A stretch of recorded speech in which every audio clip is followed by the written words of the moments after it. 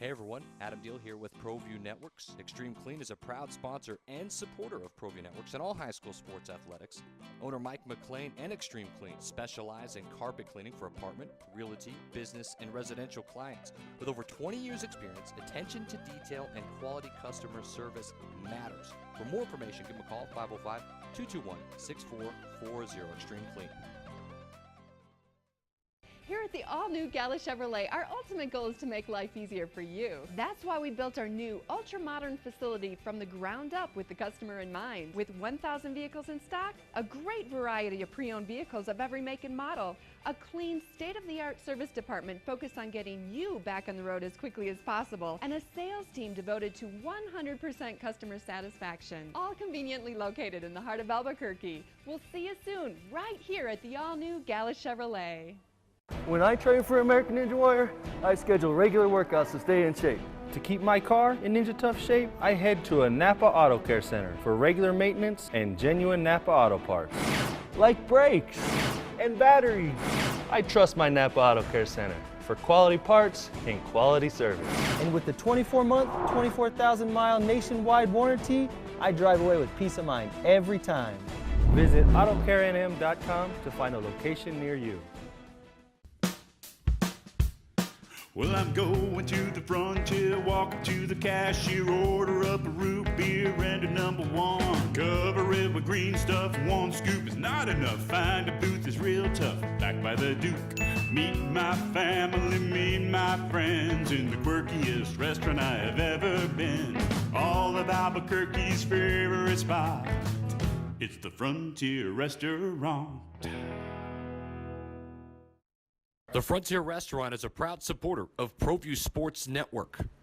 Car Crafters, proud supporter of Proview Sports Network.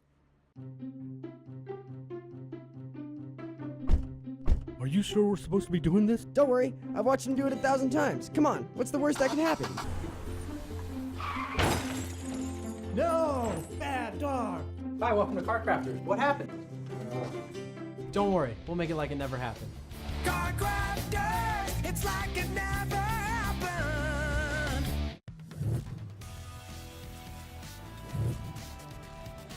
The Sports Desk is proudly presented by Car Crafters. It's like it never happened.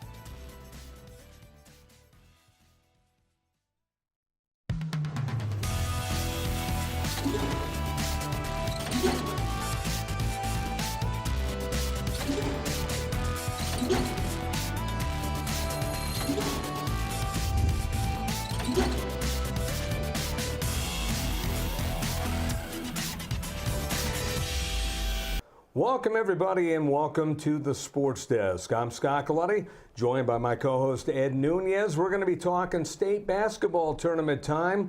As the brackets came out over the weekend, we're going to break it down for you. But first, we have a very, very special guest. He is the athletic director at the University of New Mexico. No, it's not this guy. It's Eddie Nunez. How you doing, Eddie? I'm good, Scott. We're creating history right here. This is something special. You got two Eds. We got Ed and Eddie. I mean, this might be a little bit scary, but it's good. Yeah, absolutely. Well, let's talk about your coming to the University of New Mexico. You left LSU. You were there a long, long time. You've been all over the place, played basketball at the University of Florida. What got you attracted to this opportunity? A lot of factors, and people have heard me say this. I think first, let's talk about the tradition of University of New Mexico and the history and all that. When you start looking at opportunities, you want to find a place that can be successful athletically and academically. And when I looked at the history, tradition, academically, where this university is, athletically, what it's been able to do, and how we can win at a high level here, all those were starting points. But it all came down to my family. Honestly, I wanted to find a community that my family could grow, that we can be a part of, that we can immerse ourselves in, and that was just evident from day one here. Now, it's a unique situation. I'm not going to get into the particulars, but you've kind of gotten into a hornet's nest here, so to speak. Yeah. How do you adjust at a new position and kind of put your feet in the water and get into what you need to get into? And ultimately, when the day ends, you're trying to put your footprint on what happens here at the university. How do you juggle all that? No, it's you have to be understanding of it, and every opportunity is open for a reason, I guess is the best way to put it. I knew there were some challenges here. Mm-hmm. Did I know there was the amount of challenges? Probably no. To be honest with you, I didn't. But I knew there were some things there, and I knew that regardless of what they were, I had to do what I do best, and that is try to tackle something head first. And so whatever I was capable of with those challenges, I was going to do so. And that's what I've done. I've tried to focus my energy and my time with our staff within our department. You know, I've spent a lot of time in the community and trying to build our brand and do a lot of things. But one of the things with our department is I want them to understand we're going to change things. We're going to do things at a different level with higher standards, with a different attitude. We work in college athletics. We deal with college student athletes that having an opportunity to go compete at the highest level. That should be exciting and fun for all of us. But we have to do it with a different set of standards and a different set of expectations. So, you know, that's been one of my biggest focus, sitting down with our coaches, getting to know them, getting to know our staff members. And then as these opportunities or these challenges have presented themselves, from my side of it, it's been, okay, what do we need to do? How do we do things differently? And I'll give you one example, the audit. You know, everybody spoke about the audit. You know, when I came here, I had heard all these great stories about this audit, and several groups had it. Well, the good part is, to me, it's a template right now. It gives me an opportunity to say, okay, these are things we need to fix. These are things we need to address, right or wrong, good or bad, however they came about. I have my challenge to sit down with my staff and make the best of this and make sure that we don't have these issues arise again. So from that moment when they came out to today, we've been able to tackle about 99% of those things. I mean, the couple 1% or 2% or whatever we're doing that's left is all really more so just trying to figure out continual checks and balances as we move forward. You know, Eddie, one of the things that you mentioned, and I think it's important, you mentioned academics. Now, under Paul Krebs, the global athletics succeeded pretty well in the classroom. Absolutely. You know what? And I think that's important. I'm an athletics guy. I've been a Lobo all my life. I graduated from UNM in '86, so I've lived here all my life, so I'm a big Lobo fan. But I think when you mention academics, that's important for people to understand you're just not focusing just on athletics. You know, the other thing I think that you mentioned, and Coach Weir said this last year, we had Coach Weir on. How do we do things different? You know, and that's what his approach was with basketball. We've done this for so long, but let's try yoga. Let's try running hills. And I went back and took that philosophy back to work. Yep. What are we doing different? What are we doing that's, you know, what outside the box? Yeah. So I think Scott's absolutely right. Sooner or later, Eddie Nunez's footprints will be felt on this program. Maybe not right now, but sooner or later, you know, your philosophies, your logic, what you want to do will definitely be felt here soon. And you make a great point. You know, I know that from the moment that I accepted this job, my footprint was already starting to be embedded into the ground here. So I knew that everything we do has to be done differently. So even if there's challenges that I'm not responsible 100% with, the fact is they're still under my watch, and I still got to make sure that we move forward in the right direction. So I am 100% behind you on that one, because everything I do from this point forward, from the day I decided to accept this job, is going to have my footprint on it. Right. And you know, I give Paul Krebs credit. You know, he and his staff did a tremendous job academically here. And what my goal is very much in that same respect, that we've got to continue to take that to higher levels. And you know, I mean, again, the accomplishments our student athletes have done, from, you know, our cross country team being named academic cross-country team of the year, basically the highest honor they can achieve. We have student athletes winning individual national championships, teams winning national championships. But what impresses me more than anything is having all these academic All-Americans, these academic All-Conference, because it shows the testament that these kids, they're going to be, most of them are not going to be professional athletes. We've all heard that commercial from the NCAA, and the reality is they're right. And we need to do our part now to prepare them while they're here, but also prepare them for when they leave here. And so that's a big point, and I will take a lot of what's been placed here already and make sure we move forward in the right direction. I think the other thing, and this is important too, Eddie, it really is. You know, Paul Krebs, all due respect to Mr. Krebs, I think the approach that you have is different. And Rudy Davalos had a great approach here. I still hear him, and I still hear that Texas little Houston accent. He's a good man. It's a good man. Yeah. And so I think your approach, and this is what we've been hearing. You're standing outside the pit, opening doors, shaking hands. You got more. And look, Eddie's got their own approach. That's not knock on anyone. No, I think that helps. I think Coach Weir coming in here, that helps. People start coming back, and the human approach. People around here in New Mexico, man, one thing I'll say that, and I've lived here all my life, they respect each other. I really believe that. It's really a diverse city. Yep. So I think your approach has helped as well. I appreciate that. And again, I do it because that's who I am. Again, I'm honest. That's the truth that I bring to this business, that what you see is what you get. My family taught me a long time ago how to treat people, and that is something that I've always appreciated. Not everybody's going to like what I do. Not everybody's going to like what decisions I make.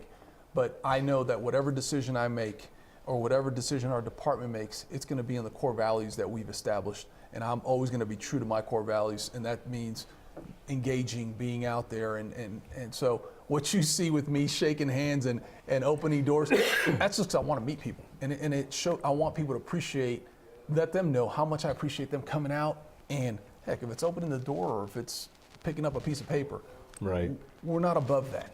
And that's one of the reasons I love this community. Having grown up in a Hispanic community, growing up being Cuban American, being in Louisiana, which is a very similar culture. The people have a lot of passion, and also they're resilient in many ways.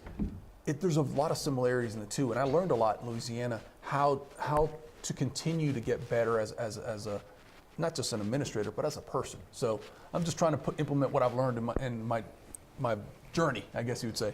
Eddie Nunez, the athletic director at the University of New Mexico, our guest here on the sports desk. And, I've been ranting and raving about you opening up the doors and shaking hands ever since you started doing it. He and I talk about it on this show. I think it's fantastic. I mean, I've been around the block at many different colleges, going on the road with teams and everything. I don't know if I've ever seen that before. Well, again, it's an easy opportunity. The one thing I want to do is enhance our fan experience. Mm-hmm. And so what are some of the ways we can enhance it? We've got plenty of things we can do, from parking but when you think about the fan experience, it's from the moment they buy their ticket to the time they get back home after an event. So what constitutes that whole time? So if they're having to go through a security line or to get their ticket scanned, and if I can make it a little bit easier by opening the door or saying hello or saying thank you, to me, I know they're going to appreciate that.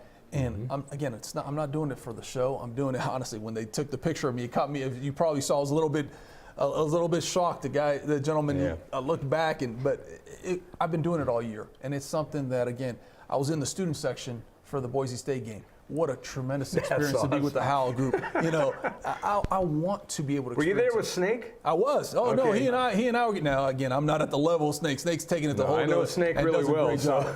But no, to again, go back and get engaged with the students and get with the institution and our fan base. We're going to do things differently. Right. And that different might be one day opening doors. The next day it might be something a little bit different. Before we take a break, and we're going to have Eddie Nunez for one more segment here after the break, I want to ask you this, and it kind of ties into the first question. In terms of, you came in with a game plan of what you want to do. How much did all the other stuff, and has all the other stuff, kind of curtailed what you want to do and kind of put things on the back burner, and how are you adjusting? I think everybody in this business, or any business that they come into, they have a plan as they come in and say, okay, my first 30 days, 90 days, 60 days, whatever that plan is. From my standpoint, I had a plan. But the fact is, I can't start implementing my plan until I understand the dynamics of our department, understand how things work. Do I have the right people in the right positions? Are we putting ourselves in a position where we can excel? So when I looked at that, and as I'm going through this, those challenges are always going to be there. And what you have to understand is, sometimes you have to deal with those challenges, and other times you have to deal with your plan. You have to be willing and able to go and address some things without losing your vision and your direction here. The reality is, this is a template, and I've got to take this template and try to maximize every opportunity I can, at the same time addressing those challenges that are here that come about. So there's going to be some other ones. And I know that throughout my career, there's going to be challenges that are going to arise. I have to understand that whatever decision goes, the overall plan at the end of the day, that has those decisions that we make for this challenge or this opportunity are going to be ones that are going to be in line with what we're trying to do here. And before we go to break again, I want to follow up because it ties into what you're saying right now. In terms of, since you hadn't been a head guy coming here, who did you learn all this from? Because, I mean, it seems like you're very, very well schooled on what you want to do. I'm a big believer in professional development. In trying to develop myself professionally, but as part of that, I'm a sponge. You know, I tell these kids all the time when I speak to them in class or student athlete, be a sponge. Learn as much as you can. I was fortunate to be around some great administrators from, you know, not just Skip Bertman, Joe Oliva, you know, Jeremy Foley, Dan Radakovich, who's AD at Clemson now. The list goes on and on. But even if I worked with them, if I didn't, I took it upon myself to reach out to a lot of my colleagues and learn. I've got a great group of advisors and mentors that I've built in this profession that I rely a lot on. And I think we all have those in our individual trades. So to me, it's no different. I have an opportunity to sit down with them, to talk to them, to find out how they go through those challenges. But also I look at people like Coach Donovan and Frank Martin and my family, my mom and dad, and, you know, others, and my brother, and I ask advice because they are my inner circle, and those are the people that I have to trust that know what's best interest for me. So professional development is huge for me. So everything, I'm not the biggest reader. Everybody that knows me knows I'm not a huge reader, but I do it because I know how much it can help me in this profession and help me professionally and personally. Eddie Nunez, the athletic director at the University of New Mexico, our guest, and we will take a quick break and come back. One more segment with Mr. Nunez in a moment. I'm Scott Galetti along with Ed Nunez here on the Sports Desk. Time now for our Dream Style Top 10 Plays of the Week.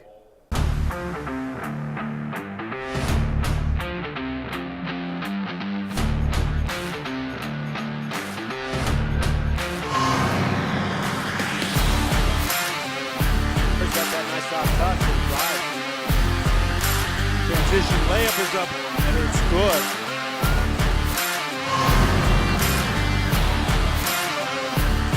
Their first street. Drive up and in. Good that time by Oluku. And he has fouled. We're going to the line.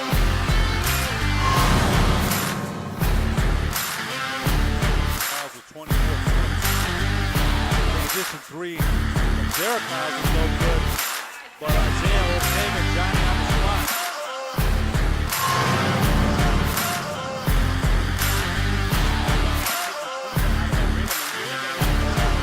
Another steal by Jeffrey. Drew Smith laying up in the score.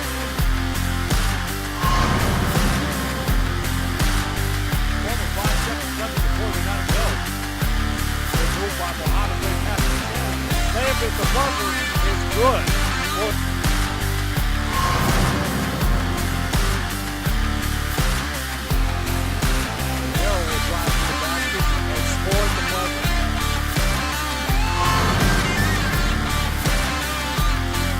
The 1-1. This is what a Dragoon can do that. How about that? Right at Arroyo, puts it down and in, and one.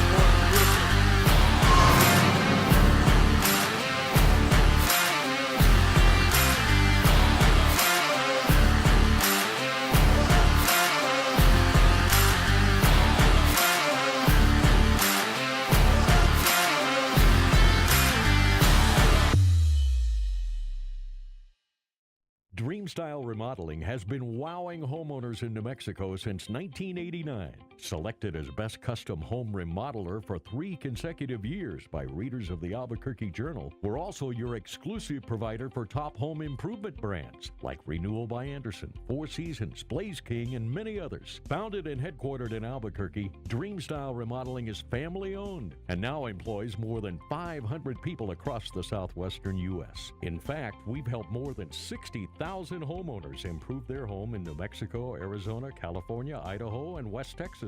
We're committed to providing a superior customer experience. We've earned 4.6 stars with hundreds of online reviews and have an A+ with the BBB. Dream Style Remodeling is a proud supporter of UNM Athletics. Visit our beautiful 10,000 square foot showroom at 1460 Renaissance Boulevard across from Sam's Club or dreamstyleremodeling.com to make your home remodeling dreams come true. I want to congratulate our first customers at our brand new facility right here at Gala Chevrolet, the Jose's. And how was your experience?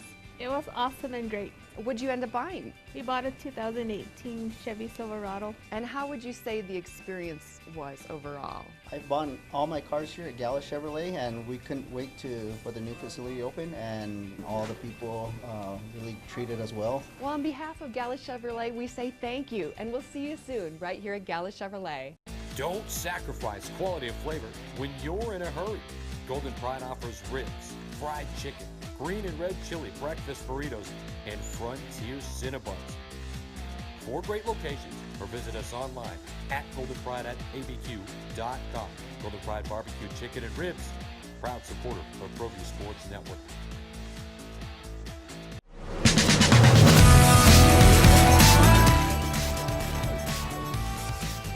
And welcome back here once again to the Sports Desk. I'm Scott Galetti. This is fun saying this. Ed Nunez, my co-host on the show each and every week. Eddie Nunez, the athletic director at the University of New Mexico, our special guest. And, you know, we were talking about your background, Eddie, and now we'll get into the nuts and bolts. As far as what you have been able to start implementing, what's the biggest challenge that you're working on right now? And in that regards, what is the timeline of these challenges? Well, there's several challenges, and I think the audit, the financial component of our department is one of the most important, because as we look at how we move forward, we have to not just be honest with ourselves about how we're doing things, how we do business. I've hired a new CFO, Rob Robinson, and he's been here now for about a month or so, and really just dove in deep into the numbers. And so we've been doing a lot of that right now and trying to figure out what's happening, how we're doing things, where we can do things differently. Now, we were also when I first took the opportunity here, they tasked us with redoing our drug policy. Well, again, it wasn't that we were having to start from scratch, but we took that opportunity to do so. We went, looked at our peers in our conference, looked at the industry standards, looked at everything else, and took all that information, worked with our coaches and others to develop a plan that we're going to hopefully be able to roll out here in the fall.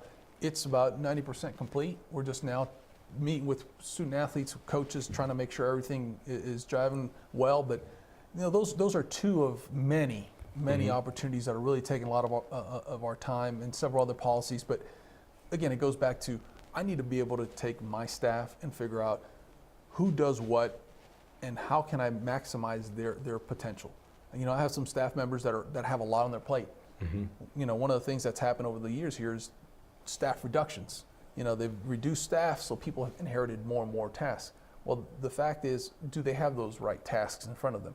Are they excelling in those responsibilities, or do I need to reassign certain things? So that's what I'm doing right now, trying to assess all that.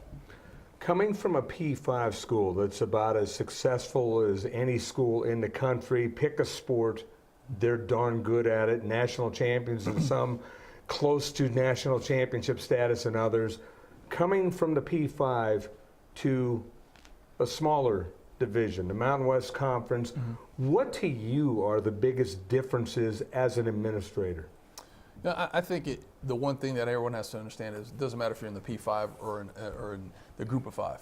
The reality is the challenges are still the same. It's just the magnitude of those challenges. You know, maybe that's a better question. Yeah, you know, I think from a football side of it, everyone understands. I mean, they're trying to fill their stadiums just as much as we are. You know, again, I left LSU, and it had its challenges as well as other schools. So everybody's looking at how we can make this better, how we can get fans in the arena. So when I look at the differential between two, yeah, there's money. There's a difference in money. I mean, you're talking about LSU that's at $138 million, and we're $35 million. So you're talking about someone who has $103 million more than you do. Right. So there's a difference there. Right. You can do certain things differently, but the fact is the same issues they're dealing with is the same issues that we're dealing with. The same focus that they have is the same focus, which is always going to be about the student athletes. Everything we do is centered around, we're student athlete centered. So how are we making our student athlete experience what it needs to be for our level? And then ultimately, we have to take care of business. You know, I tell people all the time, don't worry about if and when and how. We got to take care of business at UNM. We've got to be the best we can be at UNM. We've got to take care of our state. We got to take care of our region. We got to take care of our conference. And then once we've done that, then we could have that bigger discussion. That's the focus that I have. So I don't think there's a major difference besides financially. I think we're dealing with the same factors, just at a different level. I think one of the things you mentioned, though, was that one of the things I want to ask you, the challenges today of major college athletics. I'm going to mention Mario Mocha at New Mexico State. They've done a good job. Yeah. And it hurts me to say that, Eddie. I'm a Lobo man, but they have. Yeah. And you will never hear a good word for the Aggies coming out of this guy's mouth unless it's a super. I got to be honest, though. I'm a sports reporter, so I got to be honest. And you know what? When we were young, my brother and I would listen to games when Bob King was here. Yeah. So my brother said when the Lobos lost to the Aggies, I would cry doubly. So I've always had much love for the Lobos, but Mario Mocha and the New Mexico State Aggies have done a good job doing more with less. So what's the challenges again? And you mentioned there's challenges with LSU, with UNM, doing more with less. What's your challenge as the athletic director here? Well, first of all, I want to give Mario kudos. I've known Mario for some time now. Just being in this business, we've become really good friends. Plus, he being Cuban as well as I do, I think we're the only two Cuban athletic directors in the country, and we're both in the state of New Mexico. Both in New Mexico, great. Yeah. But no, honestly, he's done a great job building that program with the resources they have in front of us. From my side of it, I have to understand what our resources are, what opportunities we have. We have these opportunities like our multimedia rights and everything that we can potentially improve upon. But the fact is, we have to self-reflect and look at ourselves and say, okay, do we have too many sports? That's a question our board of regents have asked me. That's a good question. And I have to do my due diligence. Every sport needs to be put on the table, and every sport needs to understand what we're doing and how we're doing it. Not to say I'm the last person that's going to say that I want to cut any sport, but I have to also put everything and I want to assess it. So I have to understand what those things, and I think Mario and his staff have done some of that through his tenure there. And from my side of it, I'm going to do the same. I want to do that. The one thing is, yes, we have some debt and some other things that are it's basically a caboose that's pulling me back every day and when I'm trying to move forward. But I have to see how we do it. Our staff has done a great job let me put it this way. Our staff and our coaches and our student athletes have done a great job competing at the level we're competing and winning at what level we're winning at with the resources we have. I know it's hard for people to understand that, but the fact is our support staff has been diminished because of budget cuts over the last 5-10 years. And it starts adding up. So we have to do a better job finding ways to pull those resources back into it without overspending. So I don't want to say I've got the golden ticket about this is going to make us millions of dollars. But I will tell you that we are very aggressively looking at this, and we will have an answer sooner rather than later. I have to ask you this too. That we're right in the midst of, I'd be remiss in not asking this, but right in the midst of Lobo basketball season. And I think that, and we had Coach Weir on here last March, and maybe not a lot was expected. I thought it was a rebuilding year. They've definitely come on strong and played very well. Absolutely. How exciting is it for you to watch this little run they're on? And we don't know what's going to end. We don't know. We hope it's not over. But to be in the pit, to feel that excitement. We used to call them pit games back in the day. Dave Bliss would call them pit games. There was probably one on Sunday. Scott and I were out there at Lobo Field, so I didn't get to see it, but my wife's texting me. So how exciting is it for you to see the potential power of the pit and pit games and things like that? It's a difference maker. I'll start off with that. It's a difference maker. When you see that place full with the Lobo fans and they're cheering and supporting the Lobos, It's a difference. Every coach that's come in that's interviewed after, they'll tell you there's something special about the pit. Well, I've witnessed it in the short amount of time that I've been here. What really makes me proud is, again, having been a student athlete with a coach that was building a program, having been there also as a graduate assistant, helping him continue to build that program at UF, going to Marquette, seeing how we had to build that program. From my side of it is, I tell people all the time, don't be consumed with the wins and losses. This is what I was saying in the beginning of the year, because what he's doing is he's building that foundation.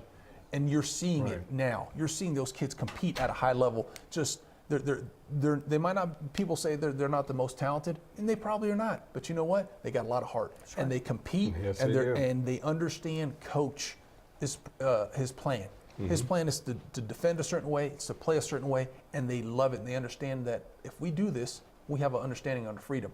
So I go back to, Coach is a big believer in what he can accomplish, Coach Weir is. And I've seen that now start resonating with the kids. They believe it. So for me to see all this happening and saying, wow, he's been able to put some of these pieces of the puzzle together, and you're starting to see these kids represent the Lobos the way we want to be represented. So I'm excited. I think it's great. I encourage our fan base to come out for the 2 senior nights for our women's and our men's basketball and make that place special. We're going to have some great ticket opportunities, ticket specials, as well as some food specials. So come on out and let's make that last senior night for both men's and women's a special night. Before we let you go, I got to ask you this, because you were talking about the pit being a special place. It is. Yeah. You were at a special place at LSU where they have a rabid fan base. Now, and you've played in rabid fan bases before, obviously, in your NCAA playing career. What's the biggest difference about the pit? Because everybody, even if they come from what is called a rabid fan base, they always say the same thing. Man, this place is special. To you, what makes it special?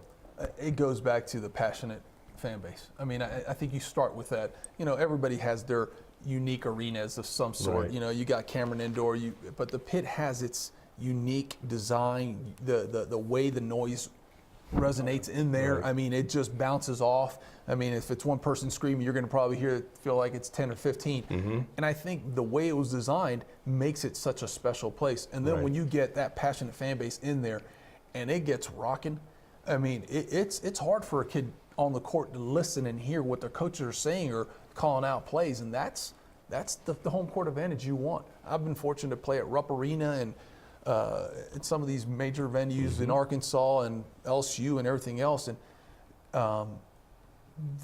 there's something special when you can get the atmosphere and the excitement we're getting at the pit and the Dreepstyle Arena to be what it is. And you haven't even seen a real pit game yet. No, that's what I'm waiting for. It's going to get better.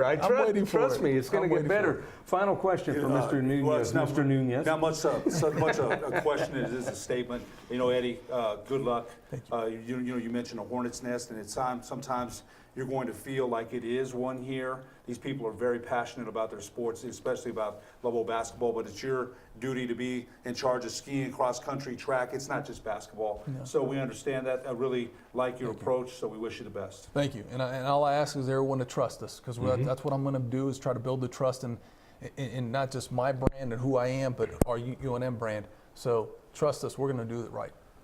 Well, thank you very much for joining us. Thanks for taking the time. Pleasure. Thank you. Eddie Nunez, the athletic director at the University of New Mexico, our special guest. We'll come back with more on the Sports Desk in just a moment. The Barley Room, proud sponsor of Proview Networks for over 9 years, is pleased to introduce Black Iron Catering. From weddings and family reunions to birthdays and office parties, Black Iron Catering is perfect for any event. Contact Jamie at 505-459-8259 and book your event today. Black Iron Catering. Let us bring our kitchen to you. Locally loved restaurants like Farina Pizzeria, Farina Alto, and the Artichoke Cafe are the perfect venue for your next event. Farina Alto has traditional Italian food, plus handcrafted cocktails in a beautiful Northeast Heights location. Farina Pizzeria with a downtown vibe, amazing affordable wines, and local beer. And the Artichoke Cafe has set the standard for casual fine dining since 1989. Visit our family of restaurants and see what fine dining is all about.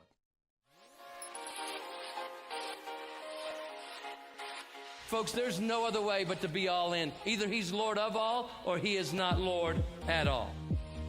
and you can experience the real and authentic, true life change that only God can provide to humanity. See, when we truly encounter Jesus and purpose to know Him and follow His teachings, hashtag life change will occur.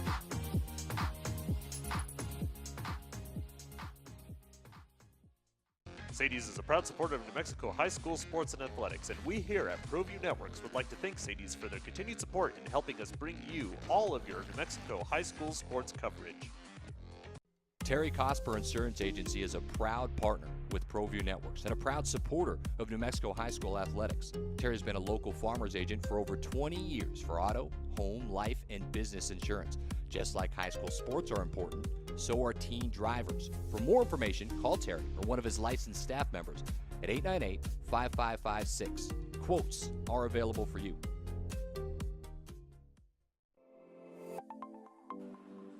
Get into the game with Garden Swartz Team Sales. They have everything you need, from screen printing, embroidery, and digital printing services, high school letterman jackets, and all high school and club uniforms and individual and team apparel with the most reliable brands like Speedline, Rollins, and Wilson. And don't forget to check out the latest F7 Shut helmet. It's all at Garden Swartz Team Sales. Give them a call, 505-884-1234. Garden Swartz Team Sales.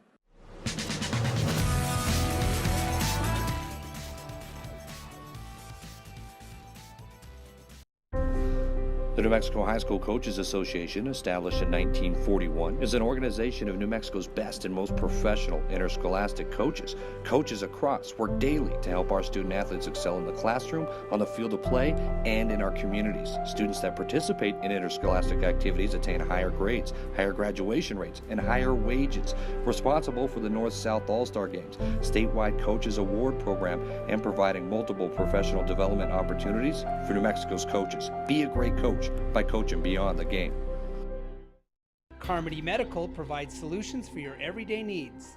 Hot and cold compression wraps provide therapeutic compression for the shoulder, hip, and knee. The therapy wraps are constructed of an insulated outer fabric and a ventilated cotton pocket to protect the body. Elastic belts allow mobility and deliver a gentle, adjustable compression. The reusable therapy packs can be removed from the pouch and placed into the freezer. Contact Jim for more information.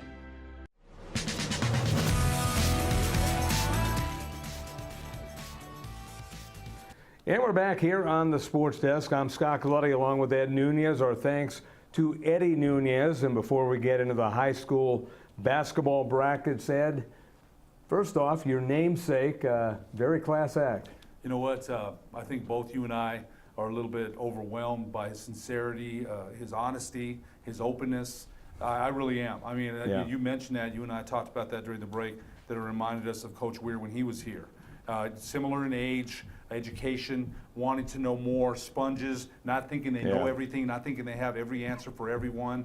But not thinking they know everything, but they know a lot. Oh man, but humble about it. Humble about Right. it. So I think you and I are both. You know what? Right now, we're very lucky coming from, again, all due respect to any athletic director that's been here. I think we needed an open change and just a different look, a fresh pair of eyes. My boss used to say that, one of my directors that I work with, come to work with a fresh pair of eyes. I try to do that. This man definitely has a fresh pair of eyes concerning the athletic department at the University of New Mexico, and also this, he's accepting. It's not like, hey, look, we're here, I'm here, you're there, leave me alone. It's not like that at all. So I think the University of New Mexico, they got a great hire there. They really did. Let's delve into high school now. The brackets came out over the weekend. We'll start with girls, and we're going to look very quickly at some of these and in depth on some of the others, but we're going to go with girls first, and we'll look at the 1A bracket first in girls, and there you have it. Elida is the number 1 seed, Melrose is number 2. And last year, Elida was the team that won it over Melrose, 49-38. Your thoughts on this? Jaden Isler, the son of the late J.D. Isler, who passed away tragically 4 or 5 years ago with a car accident. So Jaden Isler and his Elida, make sure you say Elida. I said Elida last year, and I was doing the PA up at Bernalillo, and I had some people really upset at me. So they're number 1, and they deservedly, Melrose is number 2, and I think they beat Melrose last year. Yeah, 49-38 in the final. You know what? In Yeah. Melrose, I remember doing those games up at Bernalillo as far as doing the PA. I think a lot of people don't, and you appreciate it. Smaller class basketball sometimes can be the best in the state. So there were some really good games in that class. So we'll have to see again the number 1 and number 2, and Coach Isler, who I have a lot of respect for. I used to ref J.D. Isler's games when he was at Clovis, and boy, I'll tell you something. That guy would let you know. I still remember him in my Mr. Official. Someone's going to get hurt. I still remember that. And with that little Southwestern twang that he had. And so much, rest in peace, Coach Isler, because he was one heck of I've never heard anyone address you so eloquently before. Oh, man, well, you know what? That was eloquent because some other coaches weren't so eloquent. Right. You know, but you know what? Right. I got to say that most of them did, they did at least ask. Most of them. You know, again, they're all different. Let's bump up now to the 2A bracket, and last year it was Tatum winning over Escalante in a 43-30 game, and Escalante is number 15 this year. Tatum number 8. It's Logan this year, the number 1 seed. Logan Longhorns. So they seized the number 1 seed in that class, and again, you're going to see a lot of great basketball in that class, and you're looking at Tatum and Dora and Hemis Valley. And, again, Fort Sumner and House have combined teams back in the day. They used to have their own separate team. Now they've got one team out there, Cliff. So Pine Hill, there's some really good teams in that class, no question. Let's take a look now at 3A. And last year was Tehachapi beating Eunice 57-50. And this year, Texaco, a team that we talked about in the polls pretty much the last almost month, maybe month and 1 week, the number one team in the poll. Texaco under Coach Richard Luscombe. Richard Luscombe has been there, the former Eastern New Mexico Greyhound player. Coached the boys, now he's coaching the girls. Coach Luscombe seems like he's been out there forever. So they're number 1, and I think, Scott, you and I have noticed that they've been number 1 throughout most of the year.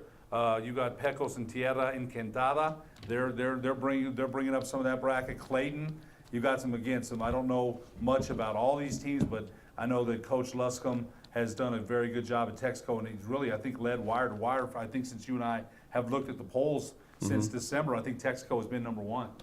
Eunice last year's runner-up, I should say, is number 3, and Tehachapi, last year's champion, is number 2. Let's go on now to 4A, and last year it was Shiprock with an upset victory over Hope Christian in Terry Heisey's last game, 47-42, and that was the final last year. This year, it is Portales up at number 1. Hope Christian is number 8 locally.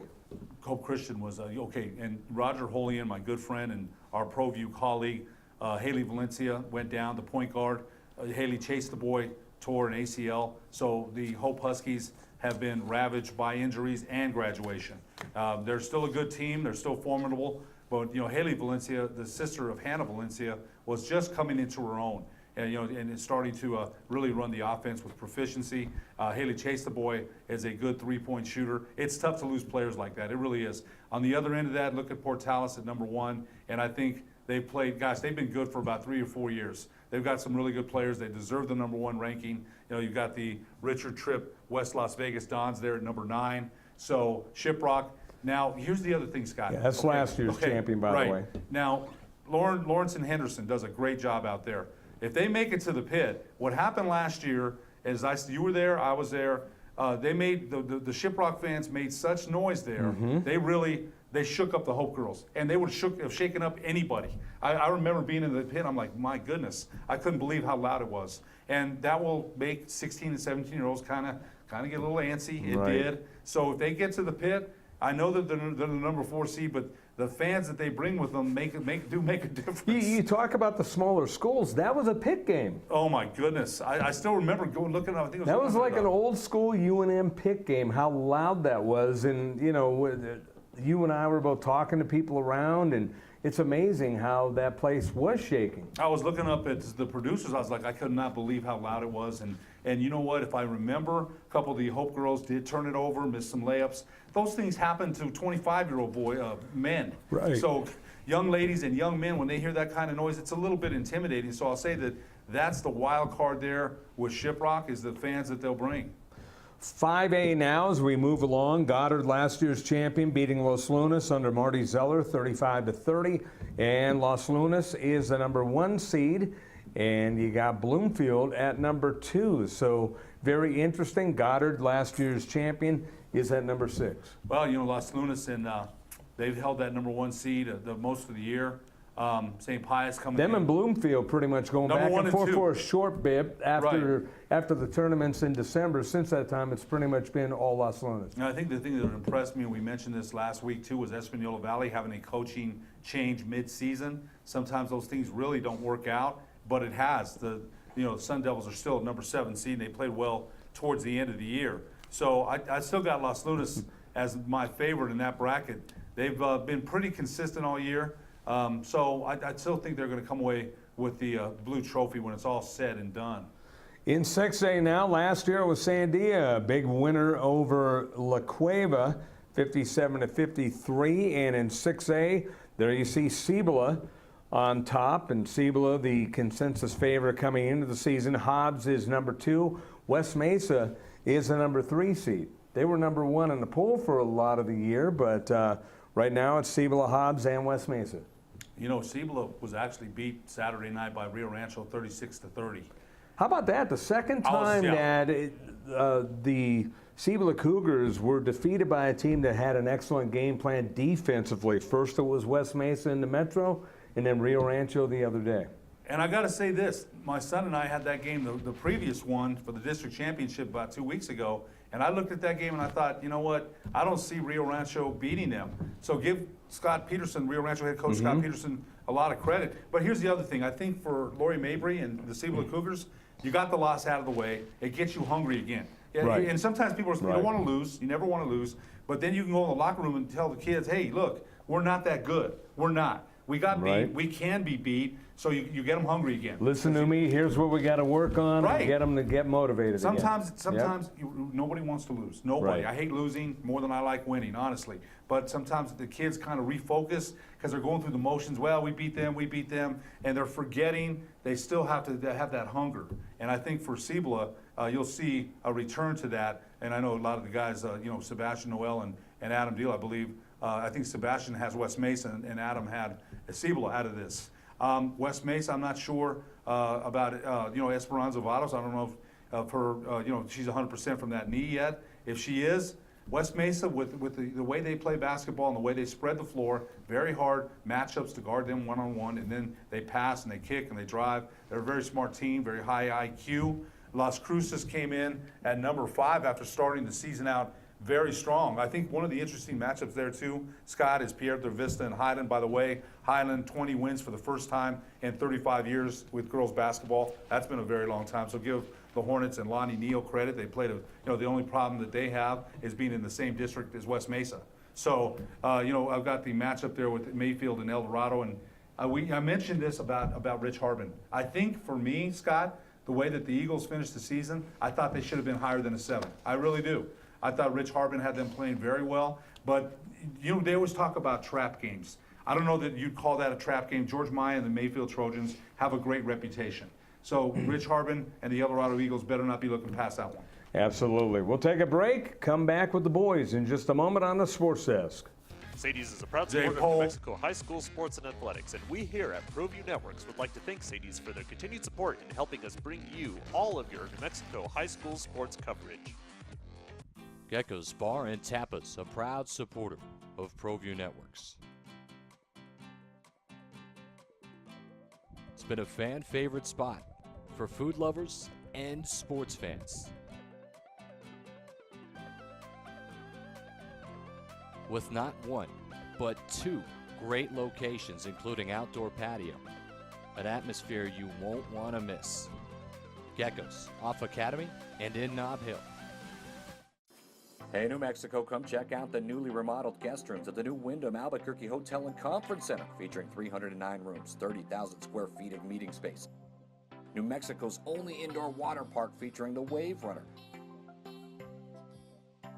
2,200 square foot fitness center with hydro massage chairs. Also enjoy breakfast at our new Manzanita Grill and watch your favorite team play at Altitude Sports Bar and Grill. It's all at Wyndham Albuquerque Hotel and Conference Center. Ladera Golf Course. Opened in 1980, Ladera features a full 18 including spacious greens, a large driving range, roomy practice putting greens, and 4 large lakes. Surrounding Ladera, beautiful views of the Sandia Mountains to the east and volcanoes to the west. Ladera is a challenging city-owned course with the longest playing yardage of any other city courses. For weekend tee times and more information, call 505-836-4449. Don't forget, every Proview Network sporting event is on sale at our DVD store. Go to www.proviewNetworks.com to buy your DVD today.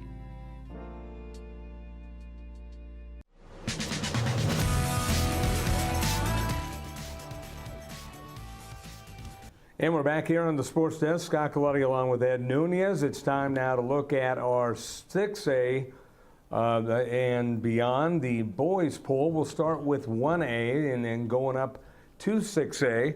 Used to do in the polls, actually. So we're going to start with the 1A, and Melrose is number 1.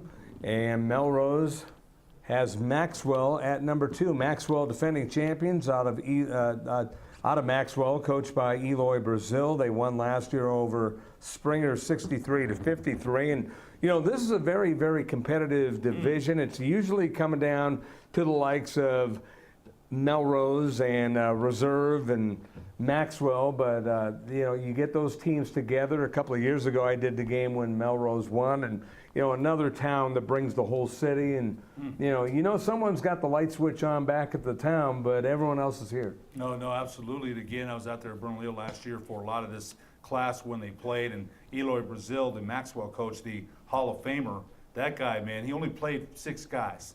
But the 6 guys he had were better than everyone else's. Right. Springer was good. You know what? I got to say this. I remember those brackets last year, and you mentioned the large crowds. But the basketball itself, gosh, it really was great. You know, again, people don't understand. They play very structured.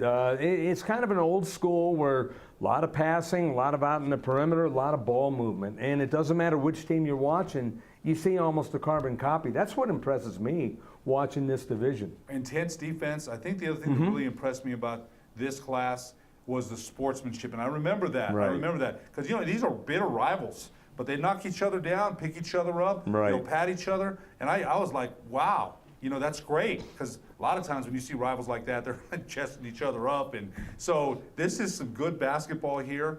And Maxwell at number 2, and you've got Melrose at 1. Melrose has got, man, the Buffaloes are good in baseball, they're good in football, and they're good in basketball. So that's going to be, if they do meet, again, you don't know about upsets throughout the tournament bracket. You never can tell. So there's going to be some good basketball, no question. Let's go to 2A, and last year it was Lordsburg over Mesilla Valley, 64-38, and Magdalena is number 1, followed by number 2, Fort Sumner House. Mesilla Valley is 3rd, and Mora is 4th. Okay, so Magdalena beat Manal in overtime for the district championship. They've got the Maribal brothers, coached by their father, and they barely beat Manal, you know, Saturday by 6. But I'll tell you something, Magdalena has a very good team. Besides the Maribals, they have a couple other good players as well. Manal coming in at number 5 seed with Michael Ao, the big center there. But Magdalena at number 1 is going to be a very tough out for any team in that district, or in that bracket, I'm sorry, in the tournament bracket. They play very well in Fort Sumner House there at number 2. So we'll have to see how that plays out. But Magdalena was given all they could handle Saturday night by the visiting Manal Panthers, but they did come away with the district championship. Look at 3A now. Last year it was Pecos going 29-1 under Ira Hards Jr., beating Santa Rosa in a game yours truly had a chance to do on the NFHS network, 60-49. And this year it's Texaco number 1, Estancia is number 2, Pecos 3, and Santa Rosa is number 4. So Pecos, defending champions, the 3 seed. You got to look at Cuba, Ron Molina, the former Cuba graduate, or one of our camera guys. Look where they're at. They've had a fine season as well. But go ahead. I'm sorry. Real quickly, just to that point, Ed, and I want your thoughts. We've talked about them on the weekly polls, and this is a team that started out as the others. And then a couple months, maybe a month and a half ago, they started to rise, and they got as high as number 5, maybe even number 4, and they end up being the 6th seed. Right, they've climbed up the polls ever since we've been keeping an eye on them, and they've done really well. Gosh, Scott, when you did Pecos last year, they hadn't won a championship in 53 years. Mm-hmm. So what an honor that was for you to do that. Yes, it was. Man. That really was, because the fans of that town must have been, they still And are. talking to Ira Hart Sr. at halftime of that game, just about what was going on, seeing how tense he was, that was kind of a treat as well, because he was in it as if he was playing or coaching. You know what? That guy led the ABA in rebounding. Yes, Man. That guy was rugged. Yeah. He really was. I feel like I mentioned next to him, oh, by man, the way. that guy was rugged. He really was. Yeah. So anyway, Texaco being number 1, and we'll have to see how this bracket plays out as well. 4A now as we'll roll along here.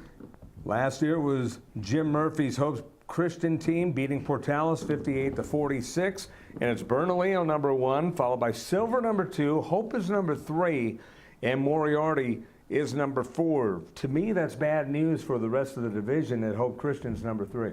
Here's the thing. Now, I heard Adam and Sebastian break this down on Sunday. Solomon Frockwell, the big man for Bernalillo, triple-double on Saturday. Mm-hmm. You know what? 10 blocks. 10 blocks. So you got a rim protector there. And, you know, you've got, you mentioned Hope at number 3. And then Silver, let's give Silver, all the credit. They belong there at number 2. When is the last time, and I heard Adam and Sebastian say this, that we've seen Hope Christian at number 3? And I can't remember the last time. It's been a very long time. But the Huskies reeled off 10 straight, lost to Pius, then beat Portales at the district championship. Now, here's what I'm going to say about Bernalillo. Now, they're the number 1 seed. Their only loss was to Berlin. Until they exercise that Hope Husky ghost, and it's not going to be, the matchup wouldn't be until the championship. Everyone's got that Hope Husky ghost on their back. So we'll have to see how that goes out. But you mentioned Hope at number 3, and that's been a very long time since we've seen the Huskies seated so low. Few more minutes here. Let's go to 5A quickly. Last year it was Roswell under Brick Cooper beating Capital 74-53. This year it's Espanola Valley. They've been number 1 for a long time. Los Lunas number 2. Belen is 3rd. Capital number 4. Very interesting. I like Los Lunas' chances, although Espanola Valley, their only loss in a rematch to Rio Rancho. I think you're right. We'll have to see some intriguing matchups. Roswell, Del Norte, Espanola Valley. Wow. Okay, the other thing, though, Scott, I know we're in a hurry, but the other thing is how many fans will the Sun Devils bring to the pit, and that will affect some people, too, shooting, and that will affect people, there's no doubt. And finally, last but not least, last year it was Volcano Vista, a big win over Las Cruces, 47-39. Las Cruces falls to Hobbs in their district final, and Las Cruces number 2, El Dorado number 1, although arguably, just going by what James Yoda says in the Journal, El Dorado might have been number 1 regardless because of their strength of schedule and everything else. But it's El Dorado number 1, Las Cruces number 2, Atrisco 3rd, and Volcano, the defending champions, losing their top player but still having a lot of the building blocks from that team a year ago, number 4. We had them, my son and I called the game against Cleveland on Saturday, and Jarrell Phillips was chased off the three-point line all night long, but made 2 threes to really ice the game for Volcano Vista. They're at number 4. And you mentioned, I was kind of surprised, to be honest with you, I'm going to make this real quick, that Hobbs beat Las Cruces. But William Benjamin might say better thing for us to get that monkey off our back before the tournament starts. No, here's the thing, though. All Hobbs is going to get and all Las Cruces are going to get, if Hobbs beats La Cueva at home, Las Cruces beats Sandia at home, they get a rematch in the second round. You know what, though, if you're Las Cruces... Although it'll be at the pit, which will be nice for them. But oh, man. That would be a good game, though. And then you would think the second time Las Cruces is more talented than this Hobbs Eagles team, but you never know. Hobbs comes with that name, Hobbs, and that alone scares people when they hear that. So we'll see. And how about this? About the 100th time they played, and they're in the first round, Cleveland, Rio Rancho. You know what? I had that game last week up at Cleveland, and Wally Salata is a little bit guard challenged. I don't think they have the perimeter players to play with the Storm. We'll have to see. Okay, we are in our final minute. It was nice to get Eddie Nunez here, Ed, and going into this week, your thoughts? Well, you know what? Here we go. Here we go. Win or go home. It's always an exciting time of year for us and for Proview Networks, for you, for all of us. I really look forward to covering these games, and it's, you know, they always say that, hey, it's game time. Let's go, let's roll, let's play. So I'm really looking forward to it. Want to thank the athletic director, Eddie Nunez from the University of New Mexico, for coming in. And as always, want to thank Alden Iowani, our fine director, doing a great job. Jason Pohl, Josh Brown, also doing a great job here behind the scenes. For Ed Nunez, not to be confused with Eddie Nunez, I'm Scott Galetti. We'll see you next week, or actually I think we'll see you in 2 weeks on the Sports Desk.